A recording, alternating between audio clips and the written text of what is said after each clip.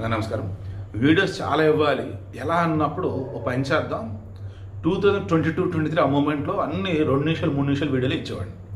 అలా ఇప్పుడు ఇద్దరు ఎంత ట్రై చేస్తున్నా సరే అప్డేట్స్ ఎక్కువ ఉంటుంది, దాంతో లెంత్ ఇస్తున్నా.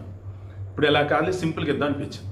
ముందుగా కరోనా తరహా రోజులు రాబోతున్నాయా అంటే లాక్డౌన్ అన్నట్టు, ఎక్కడో ఇంకెక్కడే అన్నట్టు.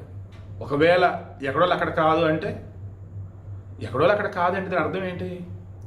రెగ్యులర్గా ఉండటం అన్నట్టు. అలా ఉండేటట్టు ఉందా? లేదు. ఈరోజు ప్రధాని మోదీ రాజ్యసభలో క్లియర్గా ఒక మాట అన్నాడు. కరోనా సంక్షోభాన్ని మనం ఎదుర్కొన్నాం, ఇప్పుడు కూడా అటువంటి పరిస్థితి వచ్చే అవకాశం ఉంది, కానీ రాదు. పెట్రోల్ డీజిల్ ఆయిల్ నిల్వలు ఉన్నాయి, గ్యాస్ నిల్వలు ఉన్నాయి, అండ్ ఆ తర్వాత వచ్చేసి ఆల్టర్నేటివ్ చూస్తున్నాం, ప్రజలకు సంబంధించిన నిత్యావసరాలకు ఇబ్బంది లేకుండా చూస్తున్నాం. కానీ ఈ పశ్చిమాసియాలో యుద్ధం ఇంకా తీవ్రమయ్యే అవకాశాలు ఉన్నాయి. కాబట్టి కేంద్ర రాష్ట్ర ప్రభుత్వాలు సమన్వయం చేసుకొని ప్రజలని కాపాడుకుందాం, ఇబ్బంది లేకుండా చూసుకుందాం అన్నాడు. దీనికి గాను ఇప్పుడు మేజర్ వచ్చిన అప్డేట్ ఏంటి తెలుసా? ట్రంప్ మోడీకి ఫోన్ చేశాడు. మోడీకి ఫోన్ చేసి యుద్ధం ఆపటానికి శతవిధాల ఆవిడ ప్రయత్నిస్తామని చెప్పాడు. ఆడని వర్డ్ యూజ్ చేస్తాడు, తప్పుగా అనుకోద్ది. ఎందుకన్నా నేను ట్రంప్ని ఆ యదవ ఈరోజు వాళ్ళ ఇంటర్నల్ భేటీ ఒకటి జరిగినప్పుడు యుద్ధం చేయమని ఎవరు చెప్పారో తెలుసా నాకు అని చెప్పేసి, నువ్వే అనుకుంటా కదా అని చెప్పేసి ఆయన యుద్ధానికి సంబంధించిన సలహాదారు ఉంటాడు, హెగ్గెట్ట ఏమో, అతని మీద దోసేశాడు. అసలు యుద్ధం అనేది ఎందుకు చేయాలి, ఎప్పుడు ఆపాలి, బేసిక్ సెన్స్ తెలియదు. అటువంటి కాకపోతే మన ఇరాన్కి ఒక దీవి ఉంటుంది అనమాట సముద్రంలో, దాని మీద సరదాగా యుద్ధం చేస్తానని చెప్పిన పనికిమాలినాడు. ఇప్పుడు మోడీకి ఫోన్ చేశాడు. ఎందుకు? ఏ దేశమైనా కానీ ఇప్పుడు ఇండియాతో మాత్రం ఫ్రెండ్లీగా ఉంది, ఎక్సెప్ట్ దిక్కుమాలిన పాకిస్తాన్ తప్ప. సో ఇప్పుడు మోదీ అయితేనే ఇరాన్ని ఒప్పించగలడని. ఎందుకు?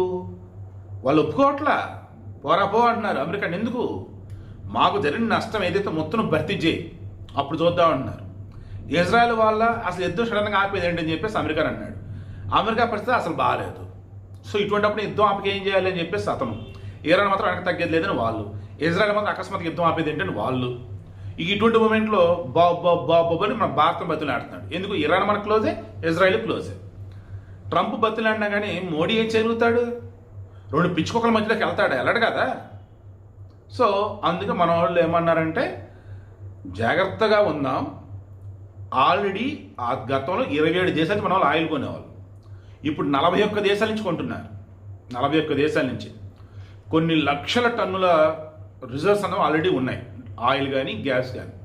బట్ యుద్ధం తీవ్రతరమైనప్పుడు కూర్చొని తింటే కొండలైనా కరిగిపోతాయి కదా, ఇంకేం ఉండవు కదా.